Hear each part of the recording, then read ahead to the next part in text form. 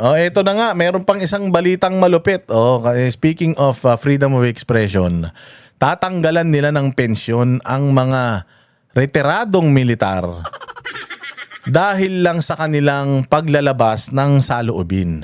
Alam mo, gusto ko lang sabihin sa mga nasa posisyon pa ngayon dyan sa militar na pagdating ng panahon, magre-retire din kayo at inaasahan nyo yung retirement ninyo. Okay? Ang problema kasi, dahil ang gobyerno natin ngayon, 10 ng lahat ng mga nakikisimpatya sa gobyerno na ito, umiikot ang kanilang mundo sa pera dahil mga kurakot ang mga buwaka ng ina. Dahil umiikot ang utak nila sa pera, akala nila yung mga tao kaya nilang kontrolin sa pera. Tingnan mo, yung si Romualdez, nung panahon niya, namigay ng ayuda. Kinontrol niya yung mga tao sa pamimigay ng ayuda. Kinontrol niya pati yung mga congressman na kung hindi kayo aayon sa akin, wala kayong mga budget sa pera. Ngayon naman, ginagawa din nila yung same formula sa mga retired military personnel. Dahil yung mga retired military personnel na mga matitino, nagsasalita talaga tungkol sa korupsyon. Tapos ngayon, ang panakot netong mga hudas na mga mga uniformado na aktibo pa, tatanggalan sila ng pensyon dahil lang sa nagsasalita sila ng against sa gobyerno. Pribadong tao na sila at saka yung pensyon na yan, pinaghirapan nila yan, pinagtrabahuan nila yan, tapos tatanggalin nyo lang dahil ayaw nyo na nabibisto kayo. Kasi di umano, may mga ghost military projects din daw. Pwede nyo namang i-deny yung mga yan At pwede kayong magpakita ng pruweba bakit kailangan yung takutin itong mga nagsasalita na tatanggalan sila ng pensyon. So ibig sabihin nyo nang hawak nyo sila sa leeg, hanggang sa retired na sila, hawak nyo pa rin sila sa leeg. Pinaghirapan man nila yan, hindi naman sa inyo yan. Ang mga Pilipino nagbibigay ng buwis para may pambayad din dito sa mga pensyon ng mga magigiting na mga militar na ito. Tapos, kung makaasta kayo, babawiin nyo, tatanggalan nyo sila ng pensyon, parang putang ina nyo kayo ang may monopolya sa pera ng taong bayan. Gustong-gusto ng taong bayan na nagsasalita itong mga retiradong mga opisyal na ito dahil at least alam namin pare-pareho na we are in the same page. Pare-parehas kami ng obserbasyon sa bayang Pilipinas. Bakit hindi nyo kumbinsihin yung mga amo ninyo na magnanakaw na tumigil sa pagnanakaw para walang nagsasalita against them? Noong panahon ni Pangulong Duterte, may mga retired military officers ba na nagpapakita ng kanilang pagkadismaya kay Pangulo? Kay Pangulong Duterte? Wala. Mayroon bang threat na tatanggalan sila ng mga pensyon? Wala naman. Tinaasan pa nga ni Pangulong Duterte yung mga pensyon nila Ganyan kamahal ni Pangulong Duterte ang mga uniformado, pati nga sweldo ng mga pulis, sundalo, tinaas niya Dahil mahal niya. Tapos ngayon, tatanggalan nyo sila ng pensyon dahil lang nagpapakita sila ng pagkadismaya sa gobyerno. Tanginan nyo. Puros kayo mga kawatan. Lahat kayong mga militar na aktibo. Lahat na kayo. Kasapakat na rito sa pagnanakaw sa taong bayan dahil pinapayagan ninyo itong mga taga-gobyerno na gamitin kayo laban dito sa mga matitinong retired officers. Pag nag-retire kayo, sana kayo lahat na mga nasa opisyal ngayon, sana wala rin kayong retirement. Mga hudas kayo. Wala. Ito. Mula 2023, babala naman ang inabulaanan ng AFP ang umano'y bilyones na military ghost projects mula 2023. Babala naman ng AFP, posibleng matanggalan ng pensyon ang mga retiradong miyembro na nagpapakalat ng fake news. Nasa frontline ng balitang yan, si JC Cos. Sabi mo lang yun na fake news kapag nagpakita ka ng pruweba na yung mga sinasabi nila hindi totoo. When you deny something, you have to show proof na hindi totoo yung sinasabi sa'yo. So, for example, si Bongbong Marcos, when we say addict siya, how can he just deny it? Hindi nga niya ma-deny pero instead of denying it, Bongbong Marcos has to show proof na hindi talaga siya addict. Ngayon, kung may mga nagsasabi, kasi hindi masisisi mo ba yung mga military personnel? Masisisi mo yung mga military personnel na na baka Baka ano sila, baka ninanakawan din yung mga militar. Samantalang yung flood control project na nga lang, ninanakaw pa eh. Mga laptop na nga lang sa Department of Education, ninanakaw pa eh. Ito pa kayang sa militar, di ba? Pwede rin magkaroon ng corruption dyan. Kaya siguro nagtatanong sila, baka may mga ghost projects din dyan. Nagtatanong sila, you can just affirm to them or confirm with them na walang ghost military project, hindi papayag ang military na magamit sa corruption. Ganun. As simple as that. Bakit kailangan nyo silang takutin? Posibleng mawalan ng buwan ng pensyon ang mga retiradong military personnel na nagpapakalat ng maling impormasyon at nag-uudyok ng pag-aaklas laban sa gobyerno. Yan ay ayon mismo sa Armed Forces of the Philippines o AFP. Sabi ni AFP spokesperson Colonel Francel Padilla, bagamat maituturing ng sibilyan ang mga retired personnel, pag-aaralan nila kung pwede pa rin silang habulin ng court-martial. The legal channels determines that this is so, then we will. Takin mo, gagastos pa kayo para dyan. Para lang hindi kayo batikusin, you have to silence them. There are, na sila eh. Mga retired na nga sila eh. So, basically, even if they are getting something from this government, it is mandated by law na sila ay may matanggap na na pensyon. Hindi nyo sila dapat pigilan sa malayang pagpapahayag, lalong-lalo na they're not part of the military anymore. Kayo, yung mga active, pwedeng hindi kayo dapat nagpapakita ng bias. Tahimik lang kayo kung aktibo kayo. Pero when you're not active anymore, when you are retired, pwede na yun. Diyos ko naman kayo. So yung habang buhay, nakatikom ang mga bibig ninyo? Natatakot ba kayo sa nangyaring military junta diyan sa Burkina Faso ni Traore? Natatakot ba kayo sa sa mga pagpapalit ng rehimen, pagpapatalsik sa mga sa mga leader diyan sa Madagascar, diyan sa Nepal? Natatakot ba kayo? Alam nyo, ang takot lang matanggal sa posisyon yung mga magnanakaw. Yung mga kawatan na kumikita sa posisyon, yan lang ang takot. Kaya nga sabi ko sa inyo, di ba? Natatakot ba si Inday Sara na hindi na siya pwedeng tumakbo sa gobyerno? Ang natatakot, Pilipino. Bakit? Mas kailangan natin si Inday Sara kaysa tayo kay Inday Sara eh. Hindi tayo kailangan ni Inday Sara. Well-off man yung pamilya nila. Kung yan, hindi na yan makatakbo sa politika, baka tuwan-tuwa pa yan eh. Ang nakakaawa, mga Pilipino. Siya na nga lang yung matinong pwede nating asahan, madidisqualify pa. Kaya siya ipinagtatanggol ng tao. Hindi natatakot si Inday. Si Kiko Barsaga natatakot na matanggal sa Congress? Hindi. Bakit? Ba't ako matatakot na matanggal? Hindi naman ako yumayaman dahil sa pagiging congressman. Magkano lang ang sweldo ng congressman? Ngayon, ikaw takot kang mawala sa presidente, takot kang mawala na congressman kung yumayaman ka, kung negosyo mo yung pagnanakaw sa Kongreso at saka sa Malacanang. Kung yan ang purpose mo, matatakot ka talagang bumaba, matatakot ka talagang mawala yung perang nakukulimbat mo. Di ba? Hindi natatakot yung mga Pilipino, natatakot mawalan sa serbisyo. Kayo, takot kayo mawala sa serbisyo, bakit?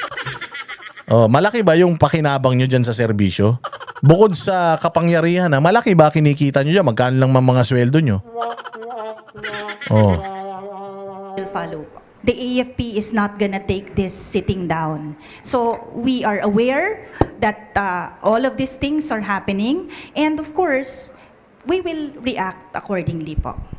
Ayon sa Philippine Navy, retiradong 2-star general ang pinakamataas na ranggong na monitor nilang nagpapakalat umano ng fake news. May buwan ng pension daw na 160,000 pesos ang isang retired 2-star general. Lahat ng retirado ay tumatanggap ng pensyon. And pag tumatanggap ka ng pensyon sa gobyerno, it follows na dapat may pananagutan ka sa tinatanggap mo. Hindi. Mandato ng gobyerno yan. Ano yan? Binipisyo yan. Tanga. So kung halimbawa ako, galit ako sa gobyerno, may natatanggap akong pensyon sa SSS, hinulugan ko naman yan. Tatanggalin nyo yun? Hindi pwede yun. Hindi lang naghuhulog yung mga dating membro dahil yun ang sinasaad sa batas. At according sa batas, hindi nyo pwedeng baliin yung batas. Pag nag-retire sila, naabot nila tong edad na ito, Wala silang mga problema nung sila'y nagsiservisyo, wala silang mga kaso, nag-retire sila ng maayos, tatanggapin nila yan as benepisyo. Gago. Benepisyo nga, tas tatanggalin mo. Ano ka, Diyos? So ito ay kasama sa pinag-aaralan ng ating mga legal officers ng AFP.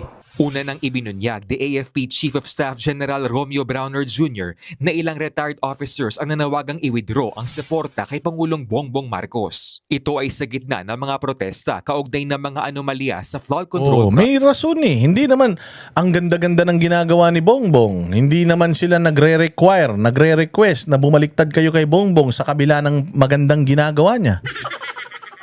Wala namang ganun. Di ba? Hindi naman nila sinabi na ang ganda ng ginagawa ni Bongbong. Bumaliktad tayo. Hindi naman maraming issue. Ang daming pagnanakaw. Ang laki ng utang ng Pilipinas. Walang programa. Hirap na ang Pilipino. Ang daming ninanakaw tapos ayaw nyo na itong mga retired. Miski nga ako eh. Ako nga kung pwede lang magsabi rin ako na alam nyo dapat bumabaliktad na kayo sa dami ng mga pagnanakaw na ito eh. Kaya lang makakasuhan naman ako ng sedition. Hindi ba? I mean, wine-weaponize nyo kasi yung batas para hindi kayo masita eh. Hindi ba pwede yan mga sir? Hindi nila gustong bumaliktad, tumalikod sa gobyerno dahil maganda gobyerno. Kaya sila nanghihikayat na tumalikod sa gobyerno kasi pag nanakaw ang ginagawa ng gobyerno, masama ba yun? Masama ba na manghikayat ka na doon tayo sa tama, wag sa mali? Para sa akin, hindi masama yun. Pero wag. Bayaan nating matapos itong termino ni Bongbong Marcos. Singilin natin siya pag wala na siya sa posisyon. Oo, lahat ng mga ginawa niyang kahayupan sa Pilipinas, pabayaan natin na gusto ko nga mabuhay ito ng matagal eh. Para lahat ng karma niya, maramdaman niya eh. Hanggang sa siya na yung manalangin na mamatay na siya eh. Diba? Kunin mo na ako. Yung hindi, diyan ka lang, masakit. Diyan ka lang. Yun nga ang gusto natin eh. Pero sana lang sa mga military natin, huwag kayong balat sibuyas. Kung yung inyong mga dating opisyal na nagsasalita ngayon dahil sa korupsyon, wag na natin silang pigilan kasi karapatan nila yan. Ngayon kayo bilang mga nasa posisyon, kayong mga nandiyan sa military pa, no? Kayong mga sundalo pa na aktibo, mga opisyal, bigyan nyo sila ng assurance na, mga sir, pwede ka ba makausap? O nakita ko tong ano mo, gusto ko lang malaman mo na hindi naman kami nagtutulog-tulugan. Sumusunod lang din kami doon sa chain of command. Pero hindi naman ibig sabihin nun na pinababayaan na namin yung mga Pilipino na mag-suffer dahil sa corrupt na gobyerno na ito. Hindi po yung ganun. Pasensya na po. Wala. Alam mo yun, madadaan naman yan sa matinong usapan eh. Bakit kailangan magpataasan kayo ng ihi? Dadating din yung panahon. Actually, yan din ang hinahintay nyo, yung retirement nyo eh. Darating yung panahon na wala na kayong mga sinusunod na mga amo. Pag wala na kayong sinusunod na mga amo, pwede na kayong magsalita ulit according sa inyong sa inyong laman ng inyong puso at isip. 'Di ba? So bakit kailangan yung pigilan itong mga retired na sa tinagal-tagal na panahon sumunod naman sila sa chain of command?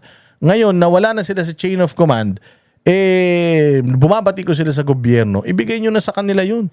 Mantakin mo 60 years, 65 years na sila na nakikipaglaban para sa mga presidente na yan. Tapos ngayon na nakikipaglaban na sila para sa Pilipinas, para sa mga Pilipino, pipigilan nyo. Magre-retire din kayo balang araw. Projects. Pero panawagan ngayon ng mga opisyal sa mga retired military personnel. Huwag nating haluan ng malis, huwag nating haluan ng konting double meaning yung ating mga mensahe na ang taong bayan ay malilito, ang kasundaluhan ay malilito. Samantala, pinabulaanan ng AFP ang umano'y 15 billion pesos na military ghost projects. Yun. I-deny nyo yung 15 billion na military ghost projects. I-deny nyo. Kung hindi talaga totoo, i-deny nyo. Show proof na hindi kayo kasapakat sa pagnanakaw. Yun lang naman yun eh. Yun lang naman yun. Kung talagang hindi naman kayo nagnakaw, bakit kayo magagalit kung kine-question kayo kung nagnakaw ba kayo? Sabi ko, kung ako hindi ako addict at sinabi na addict ako, magpapadrug test ako kagad. Ba't ako matatakot? Eh paano kung talagang addict tong presidente, walang accountability, hindi nagpapadrug test, as addict talaga, mantakin mo sumusunod kayo sa addict? So sinong matino? Kayo na mga nasa gobyerno, mga nakaupo, mga aktibo pa sa serbisyo, sumusunod sa addict, o yung sa mga retired military personnel na ayaw sumunod sa addict? Mula 2023 hanggang 2025, DPWH daw ang nag-i-implement ng mga military project sa ilalim ng kanilang TICAS program. Tinutukoy lang daw ng AFP ang mga pasilidad na kailangan nila at ang magiging final recipient ng proyekto. Wala po kami sa bidding process, wala po kami sa procurement process and any to that effect. So, maling-mali po no, na ipakalat na meron pong anomalya sa sandatahang lakas ng Pilipinas. Yan, okay yan ma'am. I-deny, okay yan. Eh, di mabuti kung ganun. Salamat naman kung ganun, at least hindi corrupt ang military. Kaya nag-iisip ang mga tao na even the military is corrupt, even the PNP is corrupt, and other agencies are corrupt. Kasi nga, corruption ang legacy ng gobyernong ito. Magnanakaw si Marcos Sr., si Imelda, pati si Bongbong na na magnanakaw. O kaya talagang mapapaisip sa military, baka meron din. All you can do is deny and to show proof na talagang wala. That's good. At least hindi involved ang military sa corruption. Mabuhay ang AFP. Wala po. Iginiit naman ng Philippine Navy na magpapatuloy pa rin ang air surveillance flights ng militar sa West Philippine Sea sa kabila yan ng pagbuntot ng China sa eroplano ng Philippine Coast Guard habang nagsasagawa ng maritime Ayo.